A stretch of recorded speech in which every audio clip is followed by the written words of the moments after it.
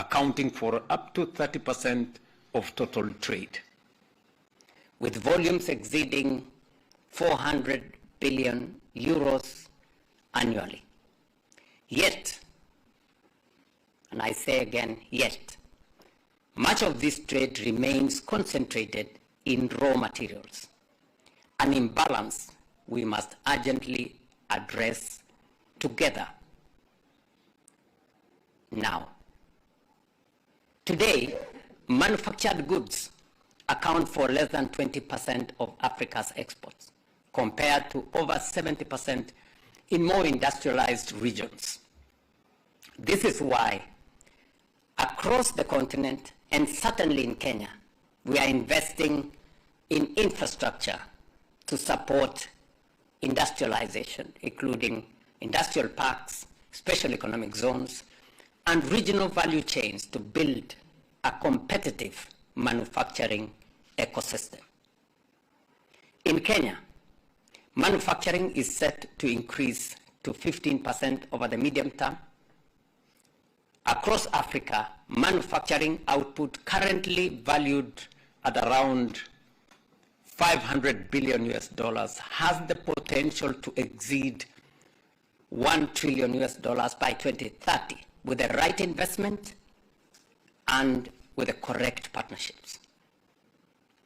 This is where we see the future of Africa's partnership with Europe and the wider international community.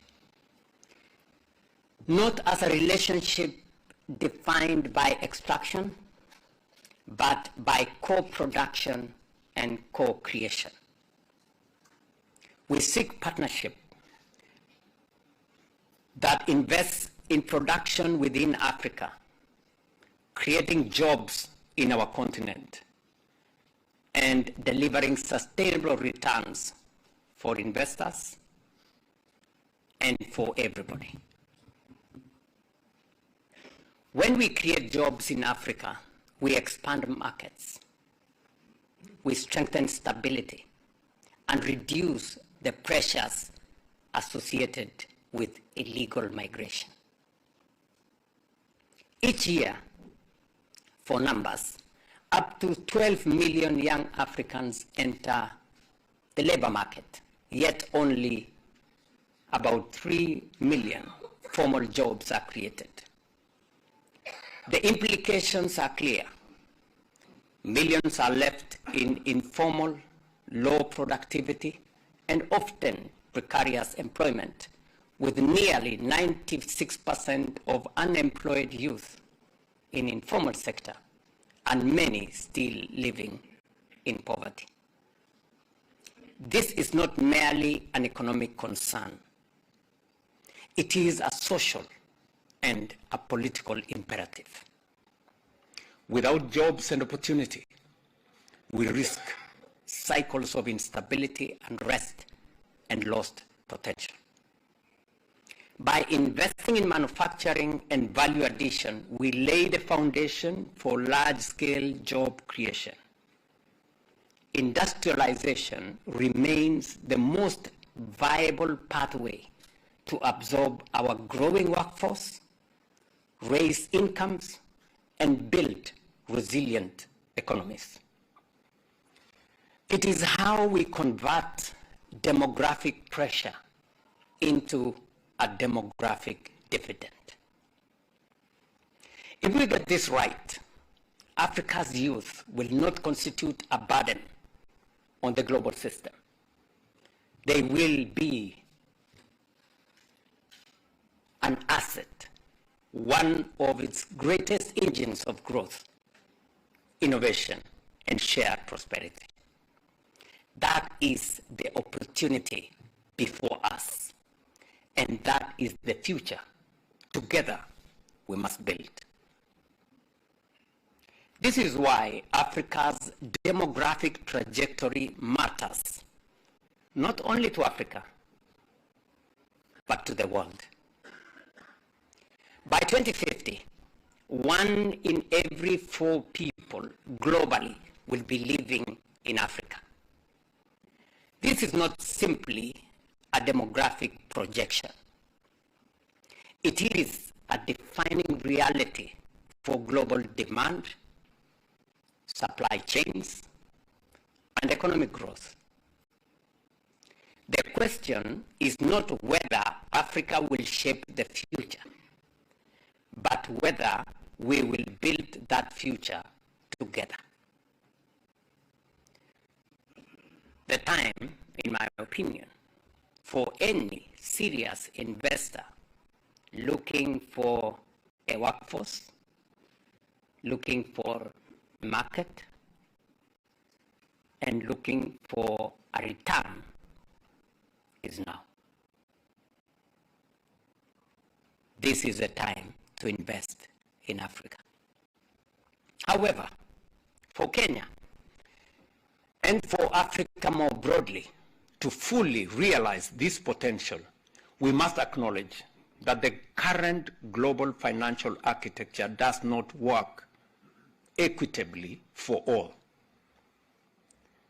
It was designed in a different era, for a different world, and too often it continues to favor the already developed while constraining those still developing.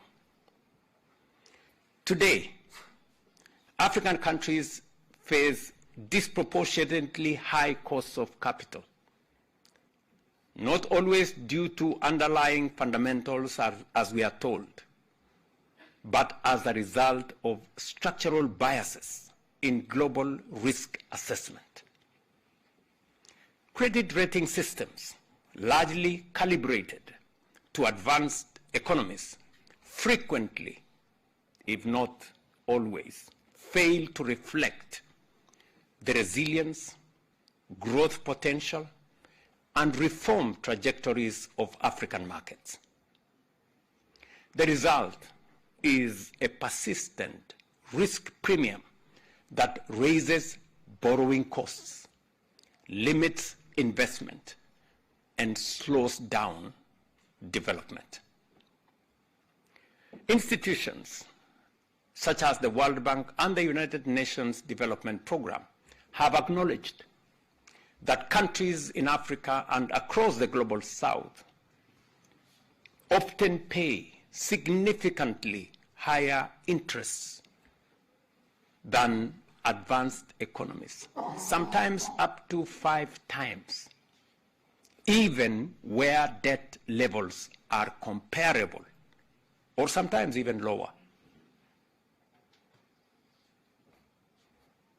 I want you to listen to that statement. It's a statement of fact. It is not my proposition. It is what has been assessed by the World Bank, UNIDO, and others.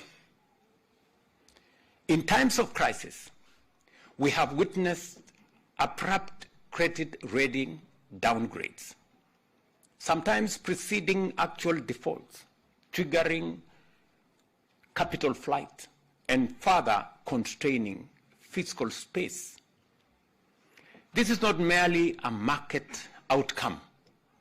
It reflects a deeper structural imbalance and failure. More than ever before, a more just, balanced, and responsive global financial system, one that recognizes both risk and opportunity, one that reflects not only past performance, but future potential, and one that expands access to affordable capital rather than limit it. That system, ladies and gentlemen, is an absolute imperative now.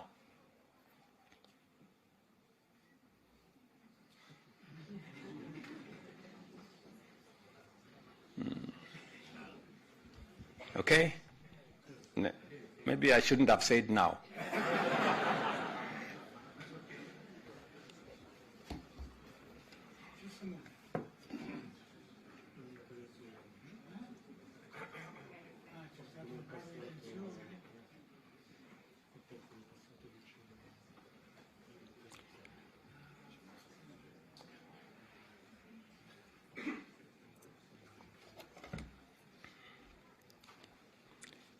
Okay, somebody is working on something. Just wait for a minute. I think somebody's.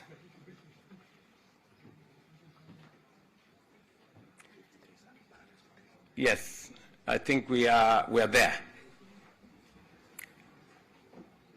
My point was,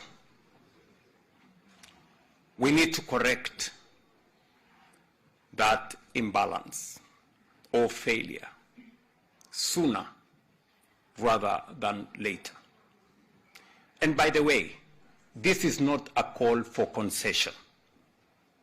It is a call for fairness, for accuracy, and for a system that is truly global in design and outcome. Without such reform, we risk perpetuating a cycle in which those who most need capital to grow remain those least able to access it. That outcome is neither sustainable nor just for Africa or for anybody, for that matter.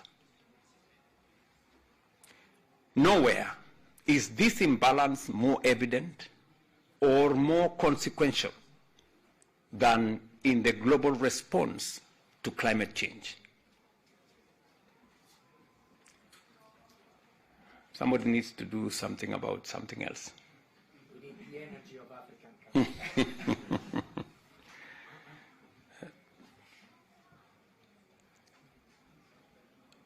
Climate change stands as both a profound test of our time and also as the gateway to a new global economy. Across Africa, climate-related shocks are eroding between 3 to 5% of our GDP, draining public resources and reversing hard-won development gains. Yet within this challenge lies significant opportunity. Climate action is no longer solely an environmental imperative. It is a central driver of future economic growth. Investment in clean energy has now surpassed $2 trillion annually. Yet Africa, home to nearly 20% of the world's population, receives only 3% of this investment. This imbalance also must be corrected. The transition to clean energy offers a pathway to industrialization, to job creation, energy security, and long-term competitiveness. It is about building new industries. It's about modern energy systems and resilient economies, an entirely new growth model anchored in sustainability. Africa is not standing still. Kenya provides a very clear illustration of what is possible.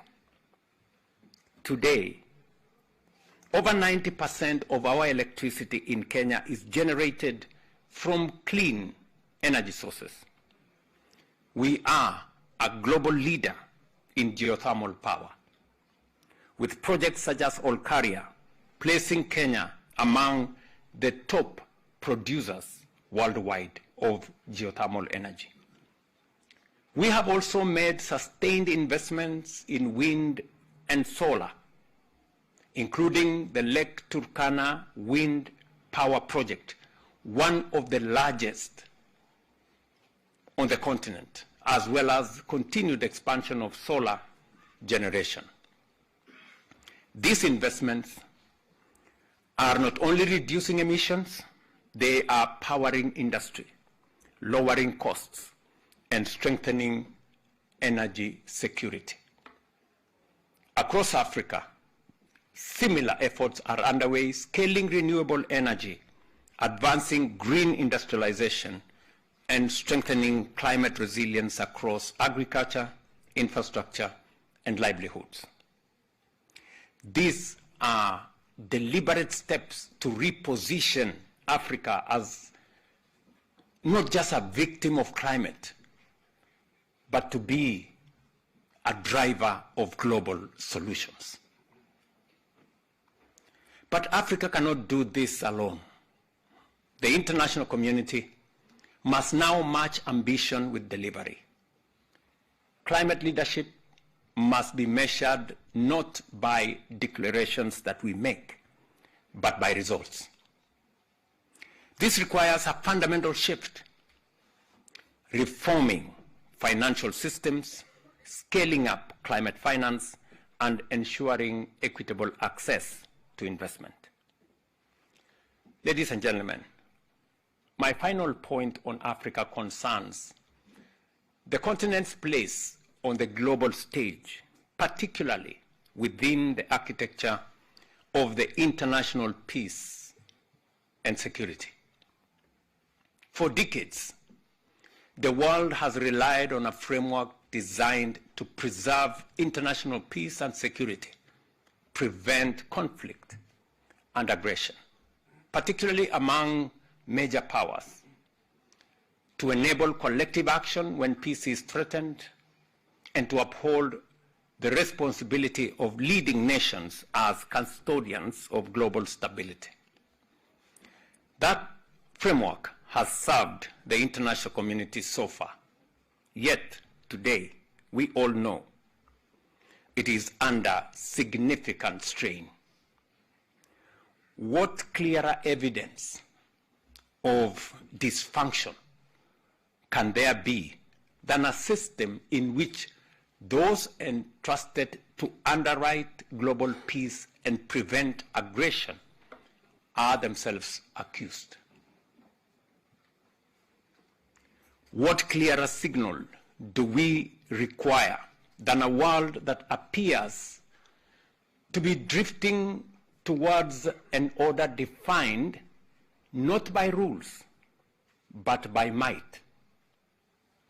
A world where the strong act with impunity, while the broader international community, including the United Nations, have no recourse. It is for this reason that Kenya, together with the rest of Africa, are right in calling for urgent reform of the United Nations, more particularly the United Nations Security Council, to ensure that it is fit for purpose and it reflects the realities of today.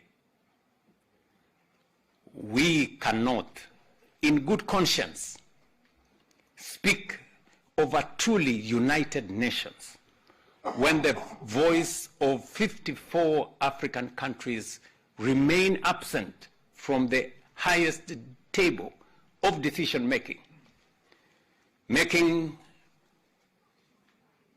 on global peace and security development decisions without the benefit of insights and ideas of 54 African nations.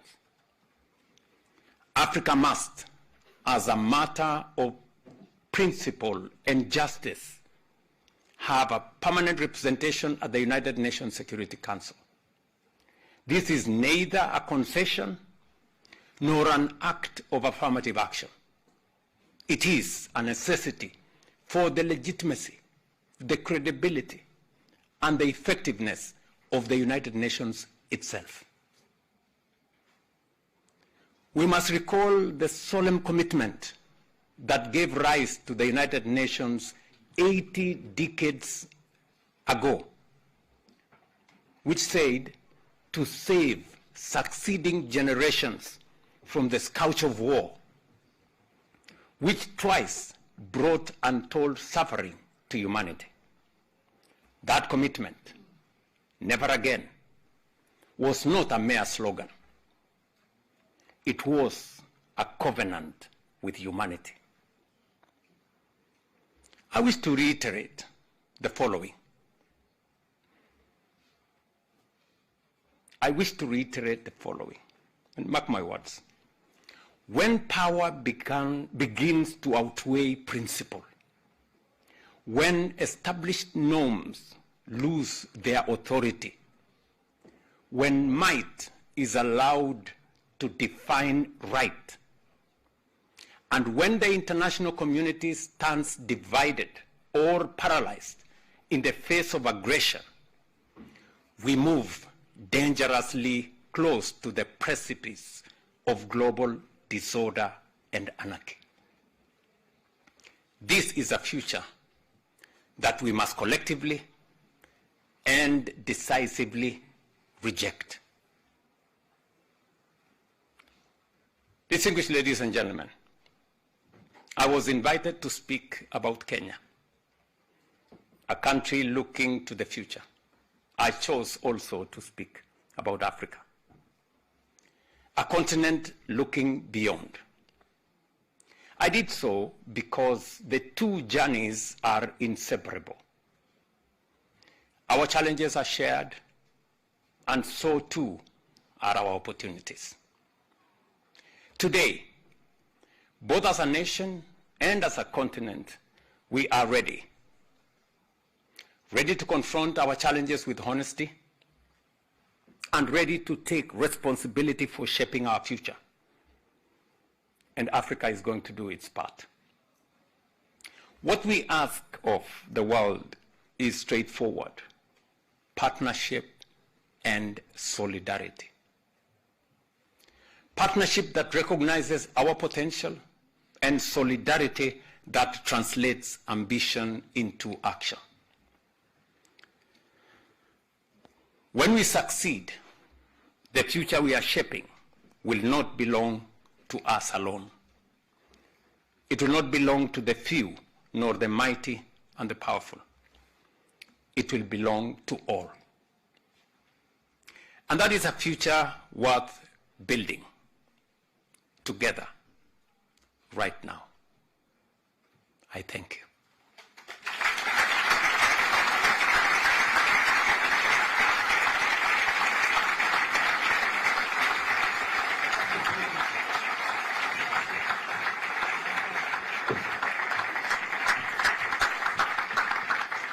Thank you so much, Your Excellency.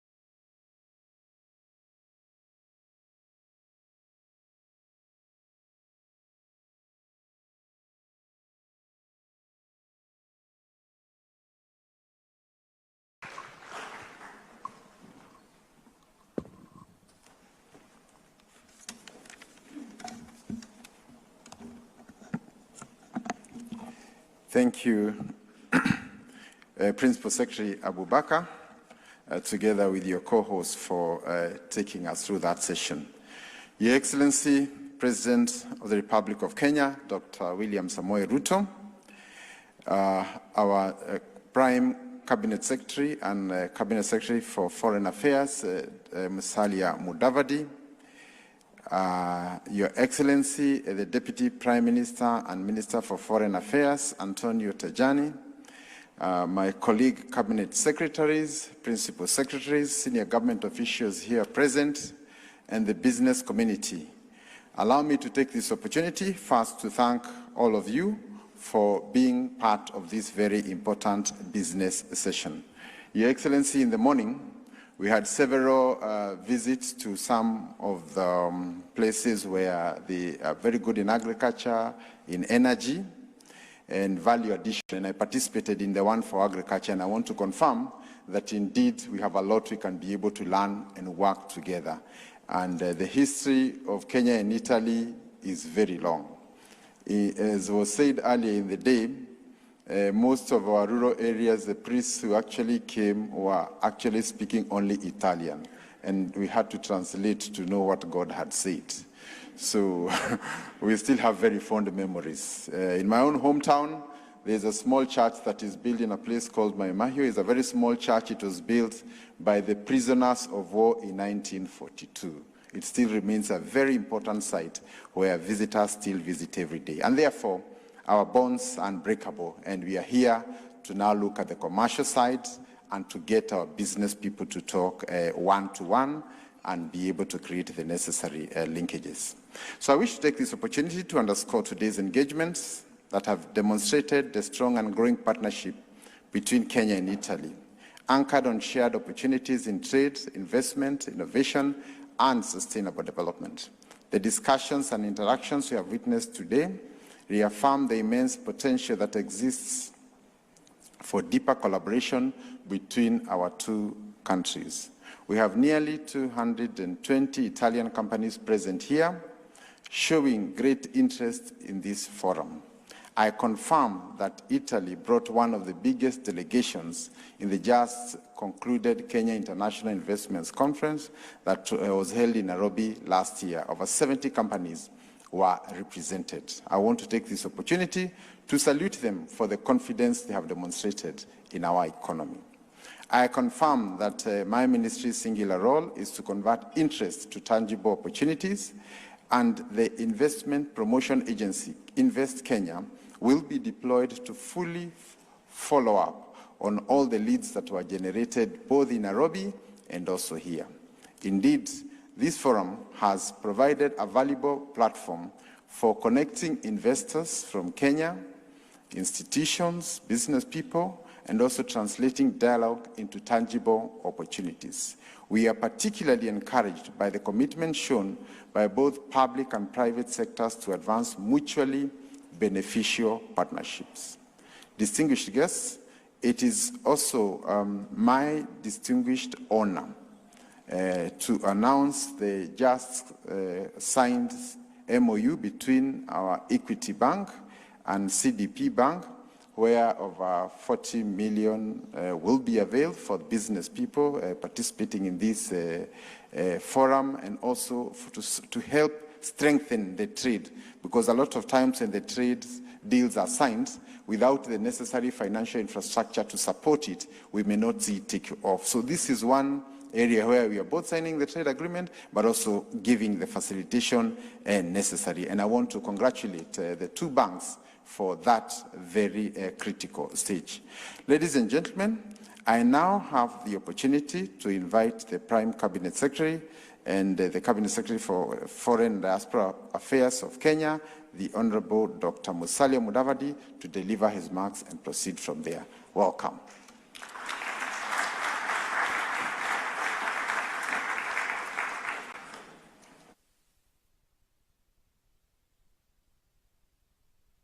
Your Excellency, the President of the Republic of Kenya, Honorable William Samoei Ruto, the Deputy Prime Minister and Minister for Foreign Affairs and International Cooperation of Italy, distinguished colleagues from Kenya, and our partners and potential partners from Italy. Good evening.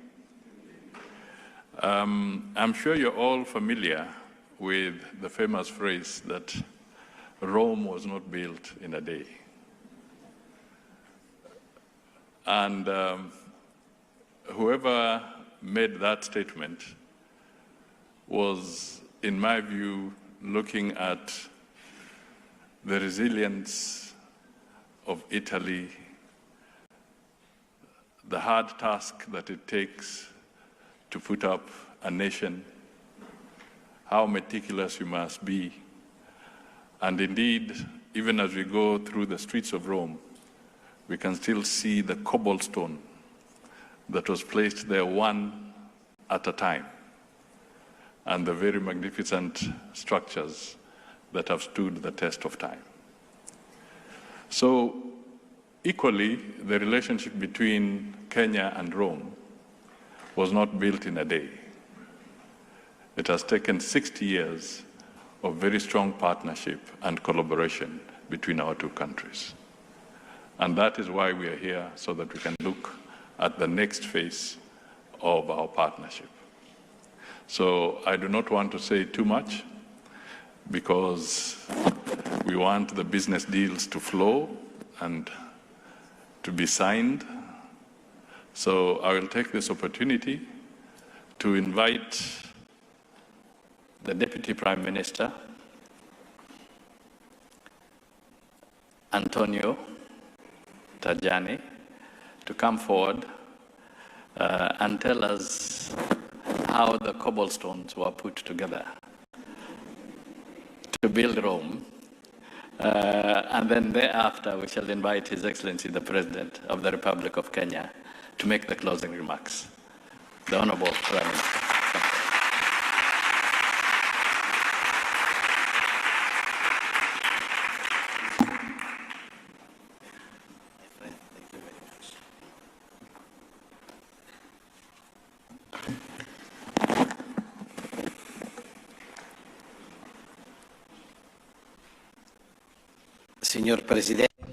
Mr. President, Mr. Prime Minister,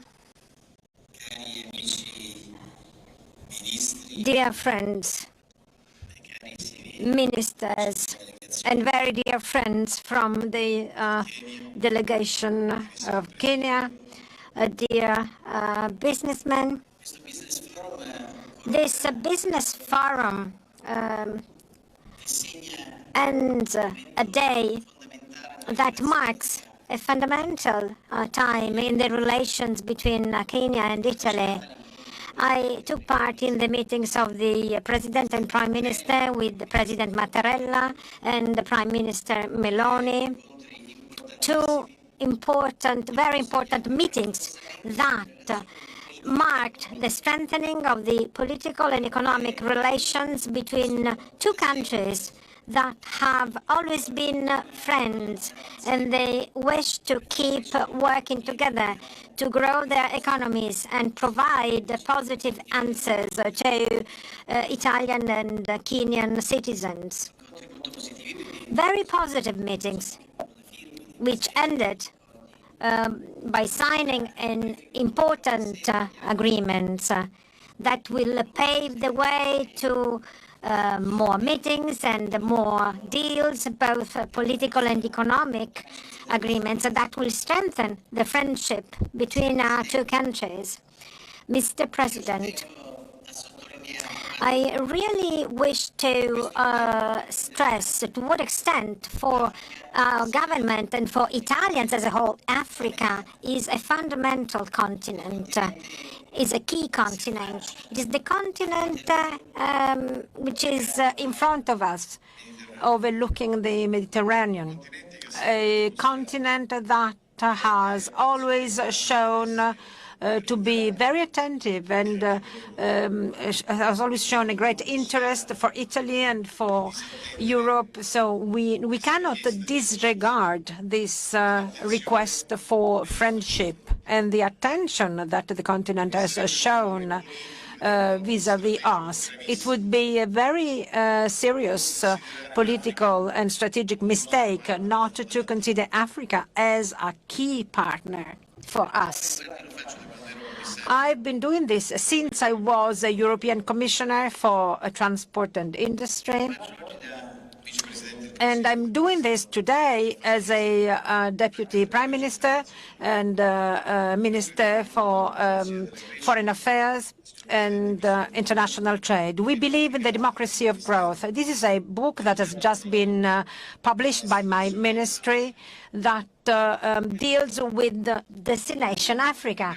And this is a book published by our Nairobi embassy that is devoted to Kenya, to explain and to invite Italian businesses large, medium and small businesses to look at your country with greater and greater attention, together with the African continent as a whole.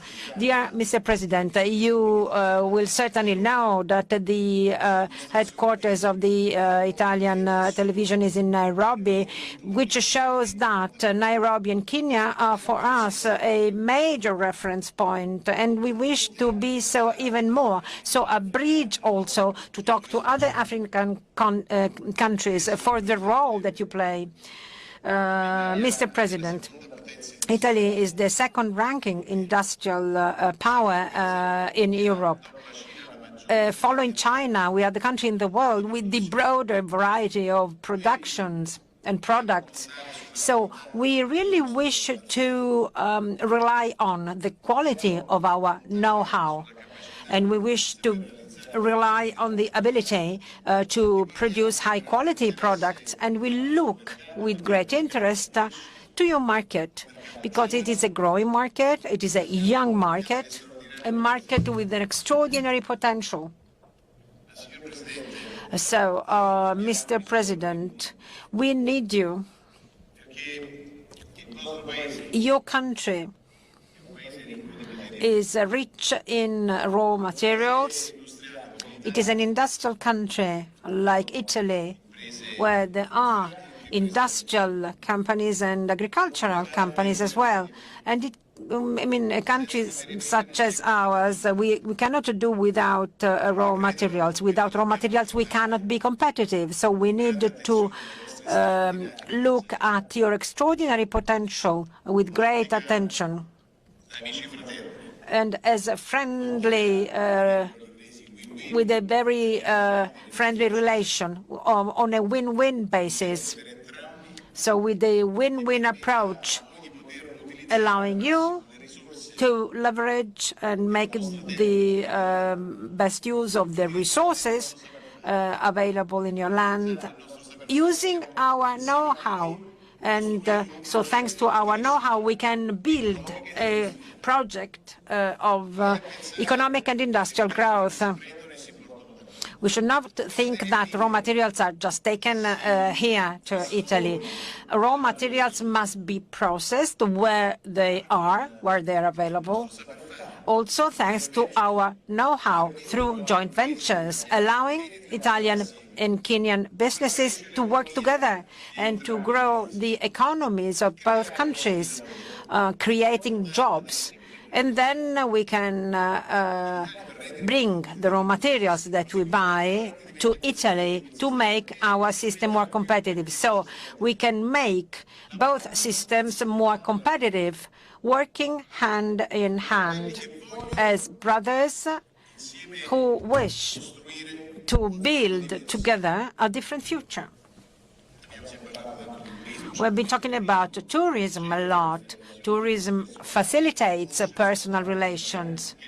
There are many Italians who spend their holidays in Kenya, and we are also happy to welcome in our country Kenyan diaspora. There are very good workers and qualified technicians, skilled technicians. We could also plan a direct Nairobi-Rome flight. So there are so many sectors in which we can work together. And I'm saying this to Italian businesses.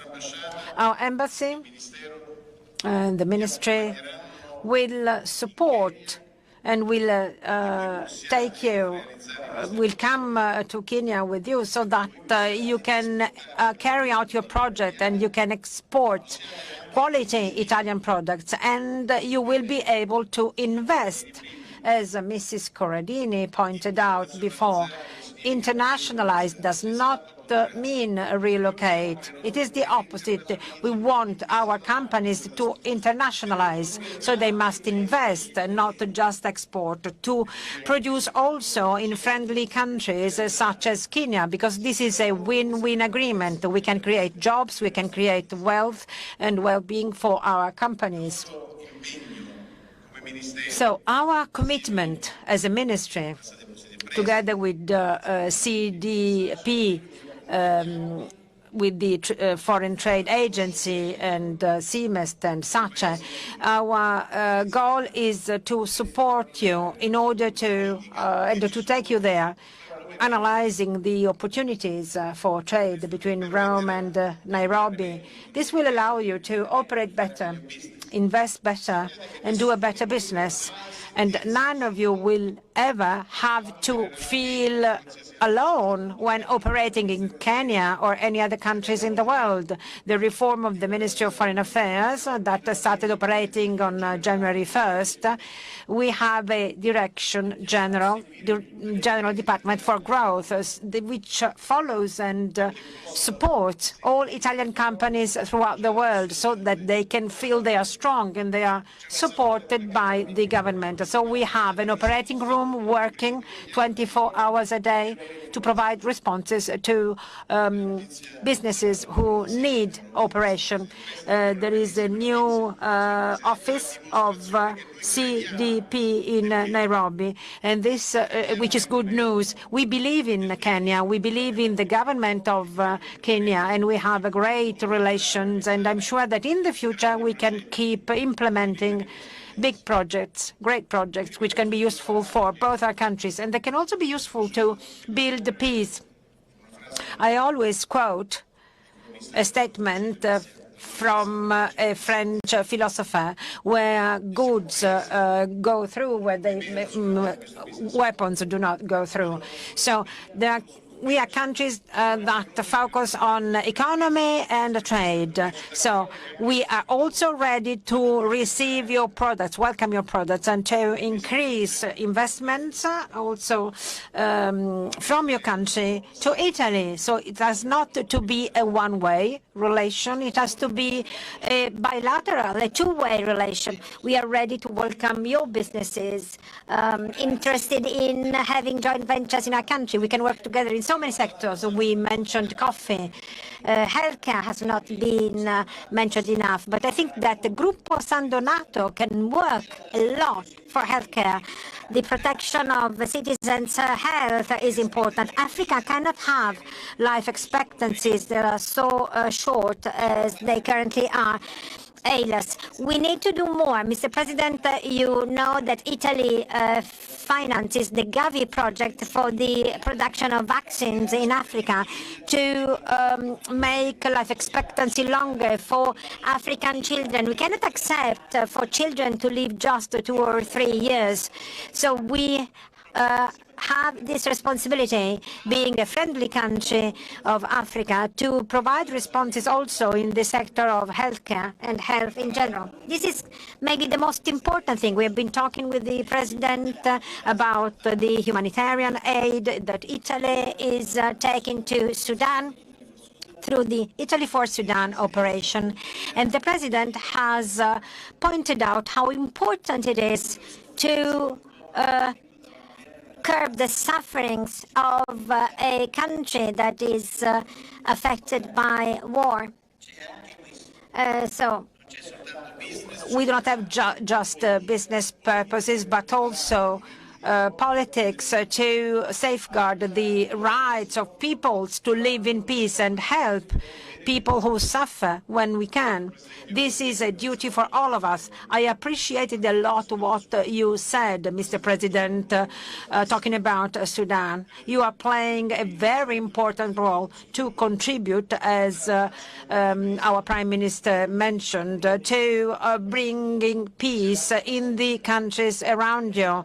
We want to help you and we want to support you because we have a common goal: enough with deaths and enough with disasters. These statements must be certainly accompanied by strong actions, and we are ready to invest.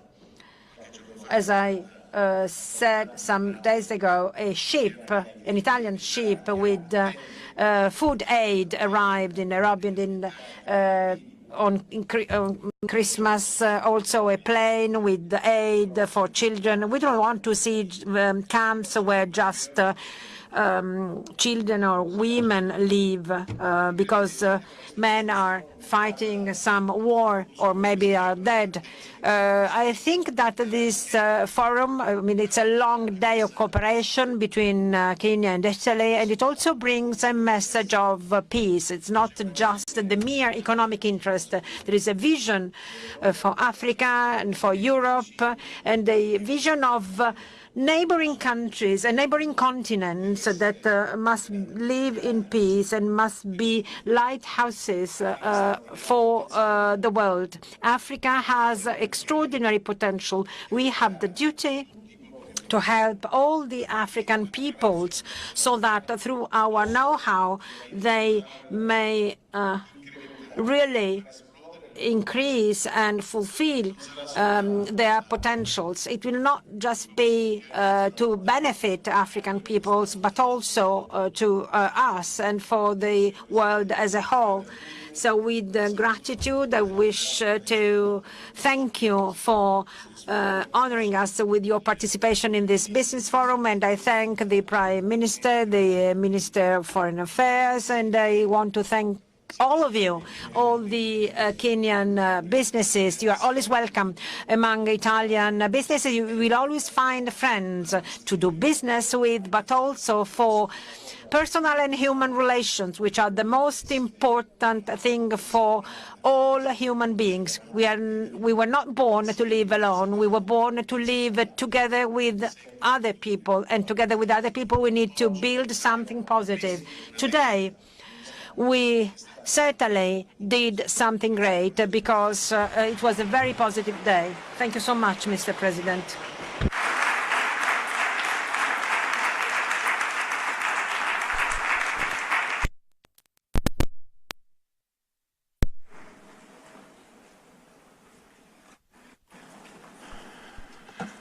Thank you very much. Mr. Deputy Prime Minister, officials from Kenya and Italy, Excellencies, distinguished ladies and gentlemen, good evening. I'm very happy to be here this evening to finally wrap up this very important session of the Business Forum that has brought together business people, entrepreneurs, from Kenya and Italy together in one room to sample the opportunities that are available for us to undertake, working together as one team.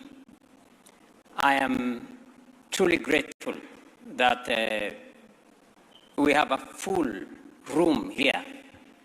It's one of the most well-attended business fora I have attended anywhere.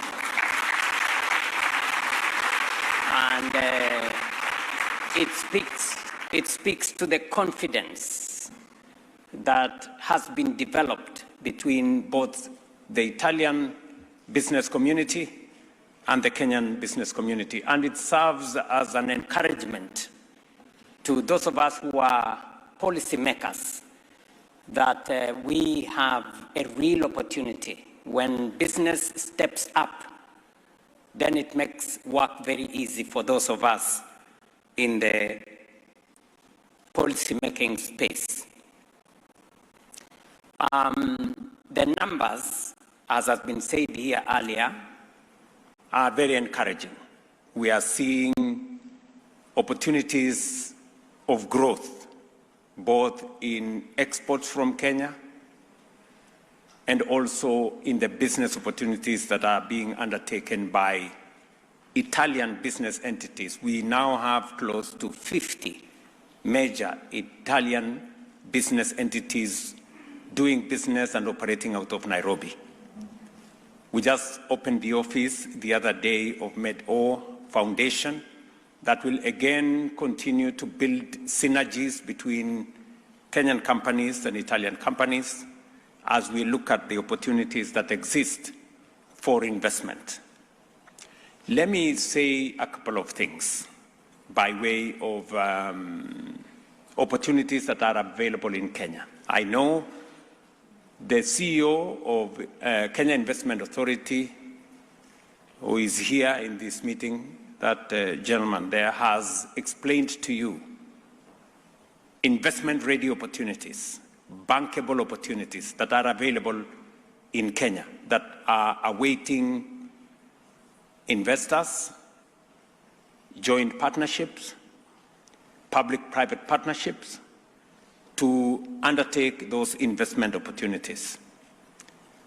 And the coming together of the business communities of these two countries, one from Africa and the other from Europe, not only opens opportunity for Kenya and Italy, but it also opens opportunity for European market to the Africa continental market. So when you see an opportunity in Kenya, it's not just in Kenya. It's actually a door to the East African community, a population of 330 million people, to COMESA, which is a population of 680 million people, and to the African continent, a population of 1.4 billion people with a GDP of $3.7 trillion.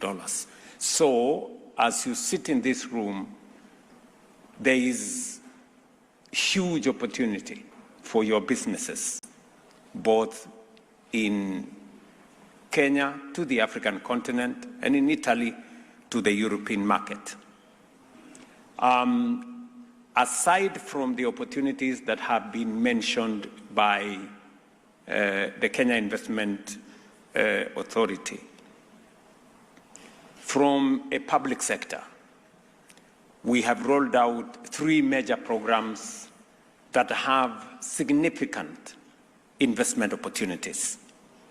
We are looking to generate 10,000 megawatts of energy from geothermal, wind, solar, and hydro. The opportunities are available for you to sample. We are not only profiling those opportunities for generation of energy, but we are also ready to co-invest with you. Those who are ready to invest in that space, so that you know that we mean business and so that you know that we are ready to risk our own resources. We're going to put in our own resources as Kenya to support the investment in energy generation. We're not only putting on our own investment money, but we are providing an offtake mechanism that guarantees that the investment you make will have a return that is guaranteed by the government of Kenya. We have investment opportunities in water harvesting, water storage, and water reticulation. This is largely for commercial purposes of irrigation and food production. These are not social projects. These are commercial projects. We have investment opportunities to build 50 megadams to de-risk or to make it bankable. We are prepared to put in, for every investment, up to 20% of the investment by the government of Kenya. And we are looking at different instruments now. I know for a very long time, many companies expected that we are going to borrow money and then hire contractors to do the projects. We are re-engineering that space. For social projects, that's going to be the case. But for commercial projects, we are looking at new instruments, investment instruments, public-private partnerships, joint ventures to work on these opportunities. And the reason why we are rethinking the development infrastructure in not just Kenya, but in our continent, is because fiscal space in our budgets is shrinking. And we do not want a competition between commercial projects that are commercially viable, crowding out social projects like education, health, and social services from our budgets. So projects that are commercially viable, we want to work with the private sector. And that is why we want the private sector at the heart of development, so that public projects become investable commercial projects. So we have opportunities in generation of energy. We have opportunities in water harvesting.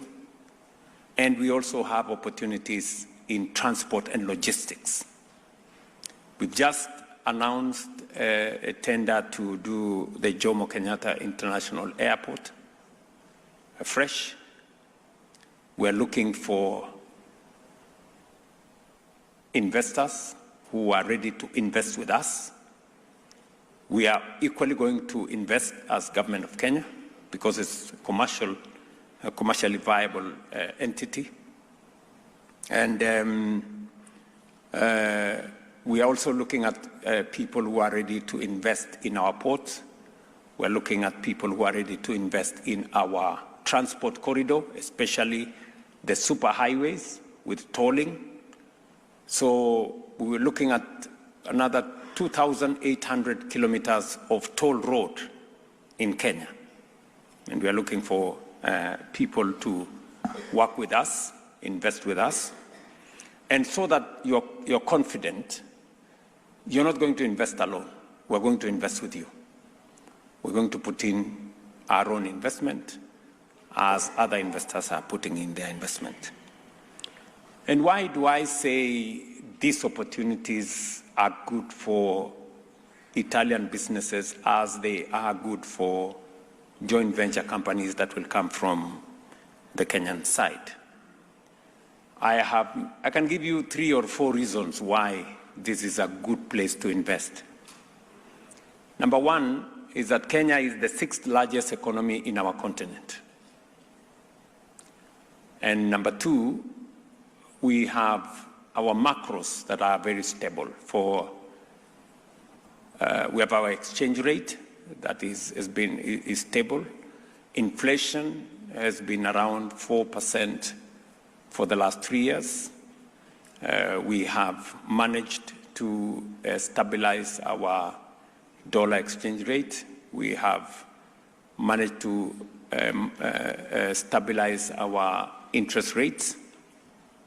And number two, if you're looking for a destination where your investment has reduced carbon footprint, Kenya has 93% of our grid as renewable energy. So if you are looking at decarbonizing your companies and your investments, Kenya is the right place to deploy your investment, because you not only have the benefit of returns in terms of money, but you also have benefits of decarbonizing your businesses and your investments. Number three, we are a robustly democratic country. You can count on the Kenyan judicial system to protect your investment. And additional to that, we have worked on protection of investment treaty between Kenya and Italy, and also avoidance of double taxation.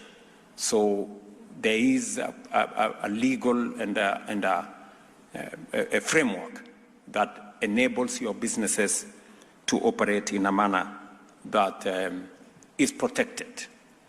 Rule of law is a significant issue. People want the confidence that their investment cannot be appropriated one morning by somebody.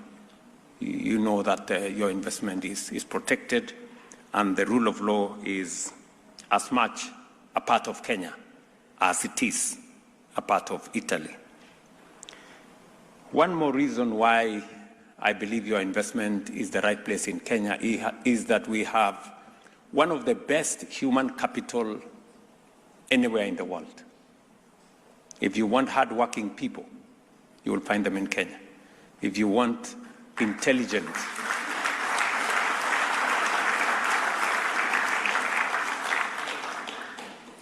people, you will find them in Kenya. And we have one of the best education systems anywhere in the world, and we keep working with the best.